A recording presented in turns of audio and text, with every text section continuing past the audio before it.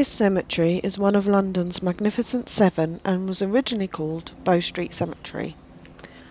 The church, called St Mary le Bow, is just up the road from this cemetery. Now this church is very important if you're a cockney. As every true cockney will tell you, you must be born within the sounds of St Mary le Bow.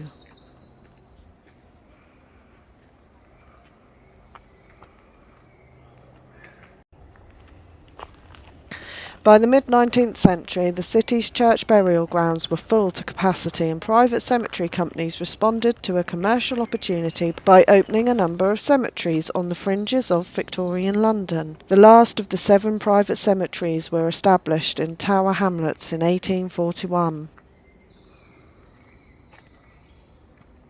This cemetery contains war graves of both world wars. 9 of the burials are merchant seamen from SS Benevis bombed during an air raid whilst the vessel was berthed in the Pool of London. All the 282 Commonwealth War casualties buried in this cemetery are recorded on bronze panels affixed to a screen wall. In addition, there are 4 Dutch merchant seamen named on the screen wall. Before the Victorian era, all London's dead were buried in small urban churchyards, which were so overcrowded and so close to where people lived, worked and worshipped that they were all causing disease and groundwater contamination. The more lavish memorials were built within the first 20 years of this cemetery opening, close to the main entrance on Southern Grove. Tower Hamlets Cemetery was very popular with people from the East End, and by 1889 247,000 bodies had been interred here. Within the first 2 years 60% of the burials were public graves, and by 1851 this had increased to 80%. Tower Hamlets Cemetery was situated among the poor working class districts of the East End. So public graves were the property of the company and were used to bury those whose families could not afford to buy a plot. Several people, entirely unrelated to each other, could be buried and were buried in the same grave within the space of just a few weeks. Allegedly, some graves were dug 40 feet deep and contained up to 30 bodies. Only 55 years after it was opened, it was reported to be in a neglected state. In 1896, a London-wide survey of burial grounds revealed that the private cemetery company was unable to cover the costs of the cemetery's upkeep.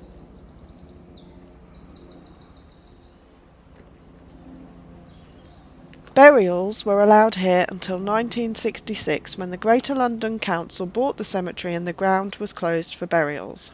The intention was to create an open space for the public, and relevant parts of the cemetery were freed from the effects of consecration. The council began to plough through the headstones and removing them in their hundreds, but this caused an uproar in the local community, and eventually this was halted. The Friends of Tower Hamlet were formed in 1990, and they stepped in to attend to the badly overgrown and neglected cemetery. The Friends began clearing the cemetery, and it took many years for the Friends to get to where they are today. 30 years after they started, they came across a particularly dense, overgrown area. There was ivy everywhere. However, within the ivy it was clear, hidden were some monuments of great beauty. Hints of granite and the outline of an angel were visible on close inspection. Nobody could remember seeing them in the 30-something years the Friends of Tower Hamlets Cemetery Park has existed. Now the Friends have transformed the overgrown cemetery into a pleasant green space with clear paths and benches where local people could relax and enjoy the peace. On our visit, it was full of walkers, joggers and dog walkers, and even a quaint little mobile coffee shop selling coffees, cakes and iced coffees. It's not what you think a traditional cemetery is. This is truly a place of beauty. Sadly, this cemetery in London suffered as a result of some of the brutal bombings during the war. Shrapnel damage can still be seen on the graves in the northwest corner of the park, and the 2 chapels of the cemetery unfortunately suffered bomb damage and had to be demolished. It's all remnants of gravestones here.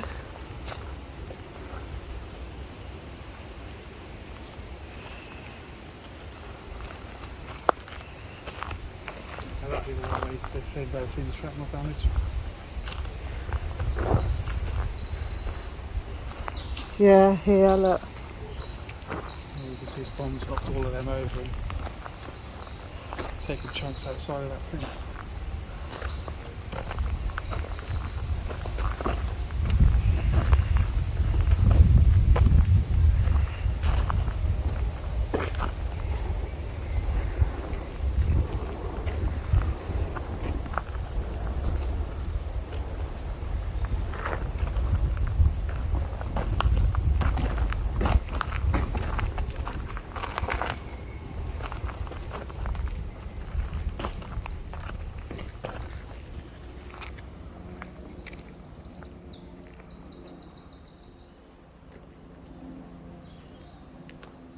Space not filled, quite unusual.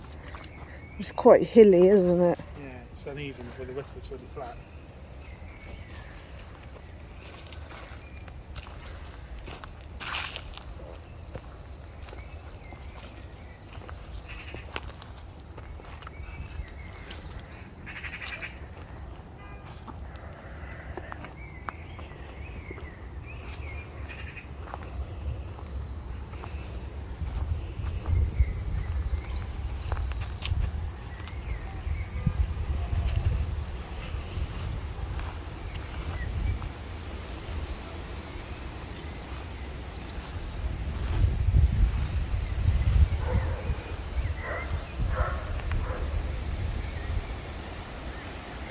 We're sort of coming out. Do you want to go back the way? Yeah.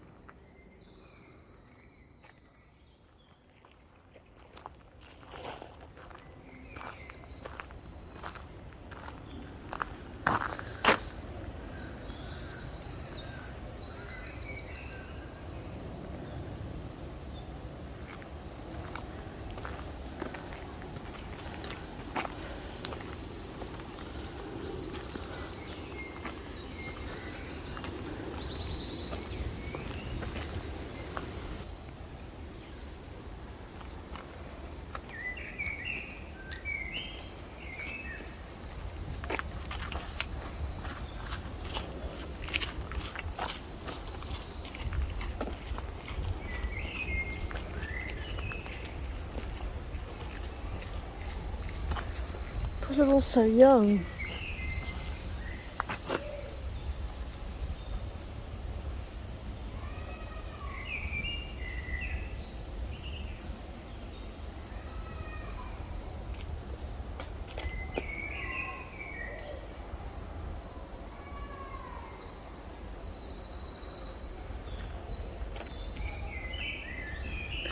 I wonder if they're the same people.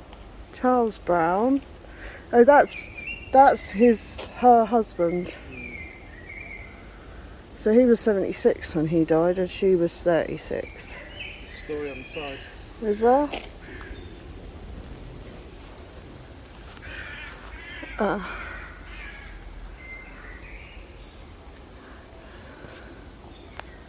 He must have remarried after her then,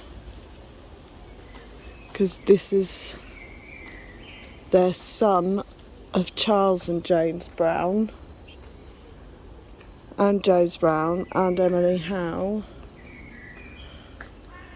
So Charles must have remarried after she died. He must have remarried and had another child who then died. Do you think? We got William. That's Esther. Yeah, so Esther, the beloved wife of Charles Brown, Mrs. Charles Brown, this one. 1907. And then you've got William, the beloved son of Charles and Jane Brown. Mm.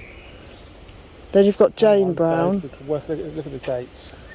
So she died in 1896, Esther, and then he died in 1893. Oh. So I would say they had another son. Charles and James Brown had another son called Charles Brown who married Esther. Oh, Their right. sons called Charles and William. So Charles and Jane had a son called Charles who married Esther. Yeah. Okay. And William. And they had a son called William. Yeah. Okay. And a daughter called Emily. And a daughter called Emily. Okay.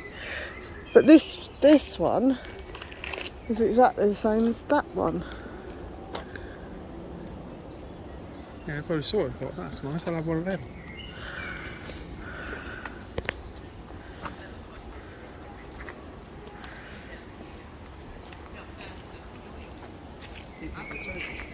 Keeping up with the Joneses.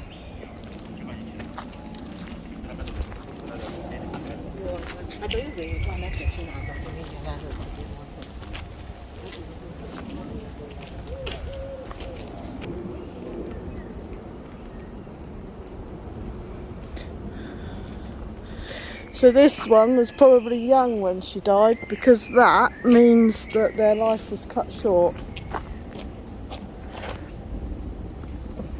But I can't read what it says, it's too weathered.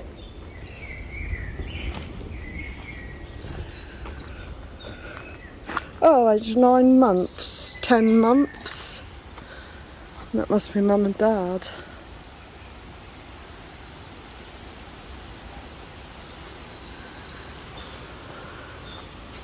Look at that, so look at the dates. 1879, so he died in 9 months. So they must have fallen pregnant pretty much straight away afterwards.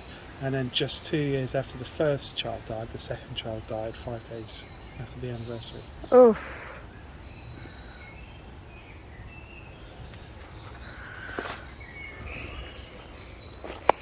How awful.